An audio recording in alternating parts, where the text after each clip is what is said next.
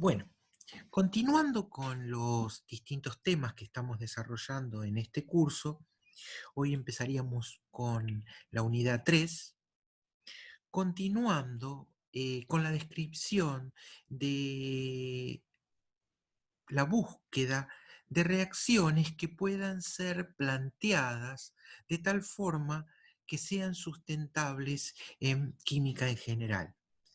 Habíamos visto la clase anterior el concepto de economía atómica que nos daba desde un punto de vista teórico una idea de una buena sustentabilidad para una reacción. Y vamos a continuar un poco con eso, específicamente viendo tipos de reacciones verdes y nos vamos a centrar en un tipo específico de ellas conocido como reacciones tándem, que yo la clase pasada, perdón, se las había presentado muy rápidamente. Habíamos dicho que es importante considerar en esta área las transformaciones secuenciales. Las transformaciones secuenciales son reacciones consecutivas. Si bien son reacciones en etapas, se producen one pot. ¿Qué quiere decir one pot? En un único recipiente. Es decir, varias reacciones secuenciadas sin aislamientos y purificación de cada uno de los pasos. Dentro de ellas, habitualmente en la distinta bibliografía se suele hablar de reacciones dominó, reacciones tándem o cascada, y cuando muchas veces emulan la producción de un producto natural o un proceso realizado biosintéticamente en la naturaleza, se llaman reacciones biomiméticas. Sería un caso puntual de reacciones dominó, cascada o tándem. En general, estas reacciones tándem constituyen poderosas estrategias de síntesis y se estudian fundamentalmente para la construcción de estructuras moleculares muy complejas. Presentan características importantes que las colocan como alternativa en síntesis orgánica de bajo impacto ambiental. Son reacciones muy útiles para abordar la síntesis convencional de derivados de química fina o de química farmacéutica. Se las definen como la combinación de dos o más reacciones que proceden en un solo paso sintético o en un único reactor. Lo interesante es que a partir de una reacción se disparan otras que ocurren sucesivamente y en ese mismo reactor.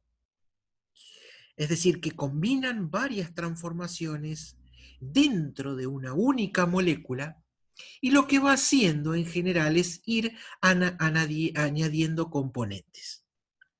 Esto fundamentalmente hace que disminuya la cantidad de trabajo respecto al proceso de síntesis, simplificándolo y haciéndolo más rápido. También permiten reducir el costo de una síntesis de manera muy drástica, pues proponen el ahorro de cantidades importantes de reactivos y obviamente de disolventes, incluso de absorbentes en los casos que tenemos que realizar columnas, y no solo absorbentes, sino también solventes de desarrollo.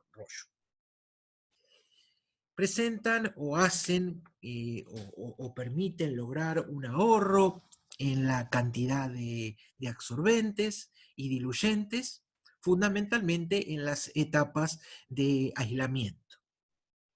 Disminución muchas veces de energía en el proceso sintético y obviamente minimización de la cantidad de residuos.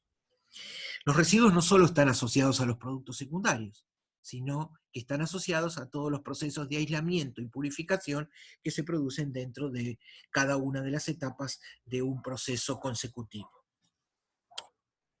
Acá podemos ver dos reacciones que se desarrollan ya bastante antiguas, que incluso aparecen antes de la definición o el desarrollo de esta tecnología tándem, y se las llamaba simplemente reacciones one pot porque se producían en un único recipiente.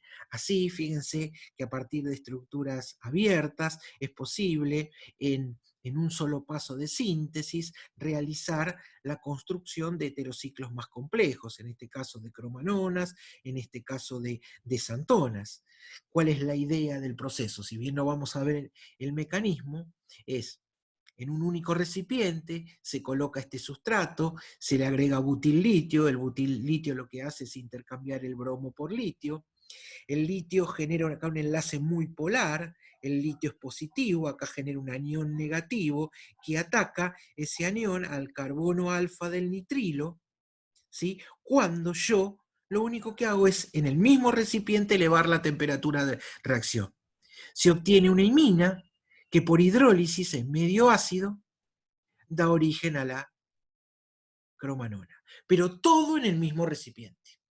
Aquí también es una secuencia de pasos en el cual se hace una doble litiación, es una reacción intercambio metal-hidrógeno, se acopla un litio aquí y aquí, y luego con dióxido de carbono se obtiene el producto final. Ambas reacciones en un único recipiente, reacciones one pot. A veces hay una pequeña diferencia entre una reacción one pot y una reacción dominó o cascada. En general, en las reacciones dominó o cascada se ponen los reactivos de una y ocurren muchas reacciones al mismo tiempo. En las reacciones one pot, lo que se hace es, en un único recipiente se pone un reactivo, se agrega uno, se espera que evolucione el sistema, se hace un cambio de condición, se agrega otro. ¿Sí? Esa sería una diferencia sutil entre una reacción tándem y una reacción one pot. Pero en realidad las reacciones tándem también son one pot porque se producen en un único recipiente. Estas reacciones tándem se las suele clasificar muchas veces en función del tipo de mecanismo de cada uno de los primeros pasos. Primero se apunta al primer paso, y ese va a ser, digamos, el primer nombre que lleve la reacción tándem. Así, mirando el primer paso, podemos tener diferentes tipos. Esta es una clasificación dada por el profesor Teiseidó en el artículo de la revista Afinidad, pero puede haber otras clasificaciones, no de ninguna manera es una clasificación absoluta. Entonces él habla que las reacciones podrían ser catiónicas, aniónicas, radicalarias, pericíclicas, fotoquímicas, que involucran metales o incluso procesos redox. A su vez, el primer paso puede ir seguido por un segundo, un tercer paso que obedezca a cualquiera de estos mecanismos. Así, podemos tener, siguiendo un poco con la clasificación, reacciones homodominó, que son aquellas que constan de un mismo tipo de mecanismo para cada paso. Es decir, una reacción, por ejemplo, en 3 etapas, nosotros decimos primera etapa catiónica, segunda etapa catiónica, tercera etapa catiónica. ¿Sí? También podemos tener reacciones heterodominó, ¿sí? Que pueden presentar varios mecanismos a la vez, como por ejemplo una reacción aniónica, el primer paso, y una reacción tipo Diels-Alder, un segundo paso. ¿Sí? Bueno, y acá otra vez la definición que les vuelvo a comentar, la pequeña o sutil diferencia que hay entre una reacción tándem y una reacción biomimética. En realidad, una reacción biomimética es un tipo de reacción tándem, ¿sí? Donde se intenta, como les decía, abordar la síntesis de un producto natural o incluso realizar un mecanismo similar al que realiza la naturaleza. La primera síntesis tándem de este tipo fue descubierta por Stoff y Robinson en el año 1917. O sea que no es un tema nuevo, ya tiene 100 años. Y apunta a la síntesis de una molécula, de un alcaloide, conocido como la tropinona, que es un sistema, obviamente, es un sistema bicíclico, y es un alcaloide, bueno, un compuesto nitrogenado. En él se combinan 3 reactivos, un dialdehído, una amina y un diácido. Simplemente se las estoy mostrando a modo de reseña histórica, ¿no? No vamos a ver el mecanismo. Se asume que ese mecanismo ocurre a través de una doble reacción de tipo Mannich. Veamos un poquito acerca de las reacciones dominó-catiónicas, las homodominó-catiónicas. Fíjense, acá tenemos una secuencia de etapas, ¿sí? En la primera de ellas, a través de 2 procedimientos diferentes, se forma un catión, ya sea por eliminación de un grupo saliente o por captura de un protón, ¿sí? Por ejemplo, una reacción de sustitución nucleofílica unimolecular o una reacción de adición electrofílica a un doble enlace. Se forma un carbocatión. Ese carbocatión obviamente es un electrófilo y puede reaccionar con un alqueno, por ejemplo. Una adición, acá el alqueno es simétrico, si fuera asimétrico se produciría a través de una reacción de adición de tipo Markovnikov, ¿sí? Dependiendo de las condiciones, ¿no? Si se trabaja con peróxidos, podríamos dirigir el proceso hacia una adición anti-Markovnikov. Pero acá no hay ninguno de los dos problemas porque el alqueno es simétrico. Se forma un carbocatión, que sería el segundo paso. En un tercer paso, se podría formar o seguir alargando la cadena, hasta que en una determinada situación, que va a estar regulada por la cantidad de alqueno que nosotros coloquemos, el proceso catiónico va a acabar, ya sea por, o bien, captura de la carga positiva por un nucleófilo, ¿sí? Positivo, negativo, molécula neutra, o por eliminación de un protón, formándose un alqueno. Veamos un caso de una reacción, siguiendo con este tipo de ejemplos, homocatiónica. Yo se las presenté en la anterior diapositiva para, digamos, una secuencia de la obtención de moléculas lineales, pero también sirven, son muy poderosas, para síntesis biomimética de compuestos naturales, como por ejemplo esteroides o triterpenos. Fíjense que acá tenemos una molécula que tiene solo un ciclo, y es un poliino, es decir, tiene triples enlaces y dobles enlaces en la estructura. Fíjense esta reacción.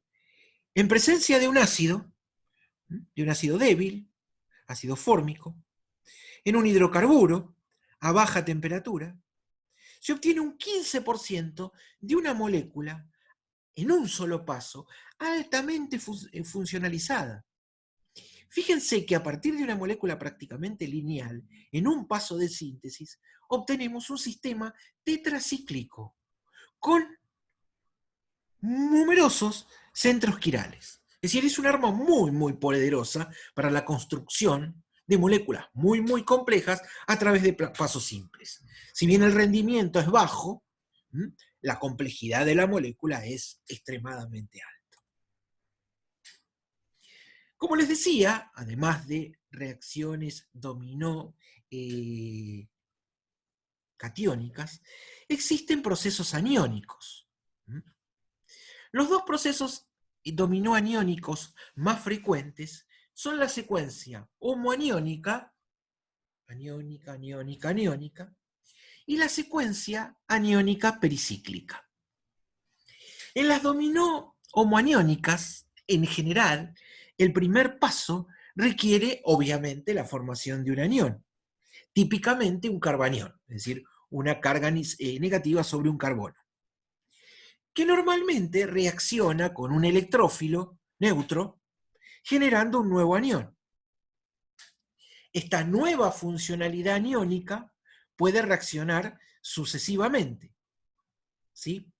Cuando termina el proceso, por la captura de un protón o la eliminación de un anión presente en la molécula, ¿sí? Existen también las variantes dominó aniónicas pericíclicas, en las cuales el primer paso involucra la formación de un anión y el segundo paso involucra una reacción, por ejemplo, de tipo Diels-Salders. Acá tenemos un sistema carbonílico, 1,3-dicarbonílico, con hidrógenos ácidos. En presencia de una base va a generar un anión que va a atacar nucleofílicamente al carbono carbonílico, generando esta estructura. Esta estructura es un dienófilo, perdón, un dieno. Tiene dos dobles enlaces conjugados. Ese dieno reacciona con un dienófilo a través de una ciclación de tipo Diels-Salders, dando el producto final. Bueno, y hay muchas variantes, como decíamos, que obviamente no vamos a tratar porque excede este curso. Siempre recuerden que este curso es introductorio. Lo que hacemos es presentar diferentes tópicos, su parte inicial. Si necesitan profundizar, pueden consultarme a mí, que yo les doy más bibliografía al respecto. Bueno, cuando hablamos de las reacciones tándem, también surge un tipo de reacciones tándem muy, muy interesantes, que comenzaron a desarrollarse a partir de la década de los 60 y están asociadas a la síntesis con compuestos organometálicos. Nosotros habíamos visto que los compuestos organometálicos tenían o presentaban baja economía atómica, pero en muchas oportunidades su uso es increíblemente poderoso para construir estructuras muy complejas que por otras vías no se pueden obtener. Esto se debe fundamentalmente a que los compuestos organometálicos, hoy por hoy, tenemos miles de variantes asociadas a los distintos metales. Cada uno de los metales le da a estos compuestos peculiaridades, características, e incluso el entorno carbonado unido covalentemente los convierte en reactivos exclusivos para lograr transformaciones específicas que por otro método son imposibles de obtener. Así, en el siglo pasado, en 1905, Grignard descubre los primeros organometálicos de magnesio, que se desarrollaron profundamente en la química orgánica en la década de los 40, 50, 60. Luego surgen los organolíticos y a partir de la década de los 80 prácticamente organometálicos con todos los elementos de la tabla periódica, específicamente los organometálicos de metales de transición. Pero específicamente para este tipo de reacciones tándem vamos a hablar de compuestos organolíticos. Los reactivos organolíticos constituyen los compuestos organometálicos más utilizados en química orgánica. Pueden emplearse tanto como reactivos y como intermediarios. Son bases extremadamente fuertes y también nucleófilos, y pueden formar enolatos, hiluros, carbaniones deslocalizados. Hay un libro muy interesante de química sustentable de la doctora Nudelman, donde habla profundamente sobre la aplicación de estos compuestos organolíticos. Ella y su grupo de investigación tienen una amplia experiencia desde hace más de 30, 40 años en esa especialidad. Veamos algunos ejemplos muy concretos asociados a los compuestos organometálicos, específicamente los organolíticos, por ejemplo, en la adición de reactivos organolíticos a compuestos alfa-beta insaturados.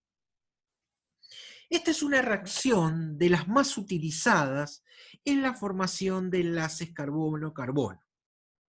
Es muy versátil, ya que conduce a la formación de una amplia variedad de compuestos carbonílicos alfa-beta sustituidos.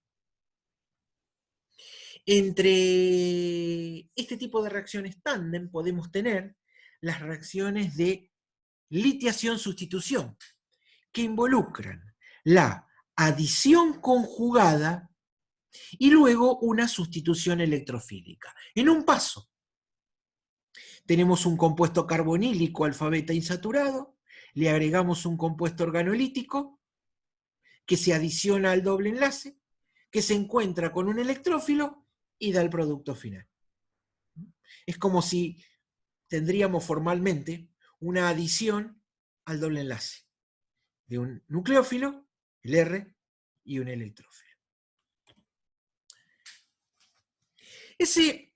Modificando las condiciones de reacción, se obtiene una nueva estrategia tándem, donde el reactivo organolítico se adiciona al grupo carbonílico, dando un intermediario, el cual puede capturarse por un ataque electrofílico en posición beta. Así, la primera adición del compuesto organolítico ocurre sobre el compuesto carbonílico del aldehído, y luego se produce una captura, ¿sí? Hay un reordenamiento de electrones, ¿sí? Quedando una carga negativa sobre este carbono que es atacada por el electrófilo. ¿Sí? Simplemente variando condiciones de reacción uno puede obtener esos diferentes compuestos. También, a partir de estas tecnologías tándem, como vimos hoy, les presentaba una reacción, podemos ver la construcción de estructuras cíclicas.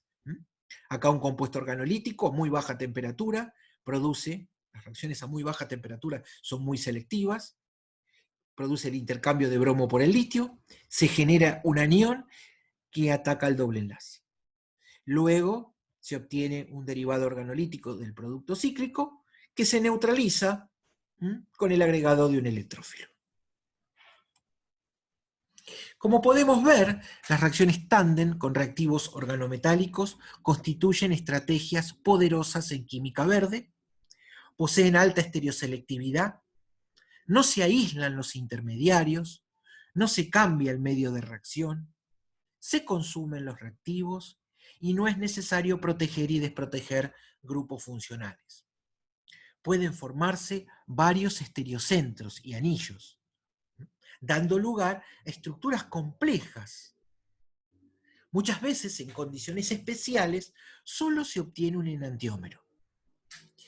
Cuando los comparamos con los procesos convencionales en etapas, la reducción en residuos, energía, la manipulación, los absorbentes utilizados, todo eso se consume en mucho menor cantidad. Esta es una rama en creciente desarrollo y es realmente de esperar el desarrollo de nuevas estrategias tándem empleando química organometálica, no solo a través de compuestos organolíticos, sino a través de muchos compuestos organometálicos de metales de transición.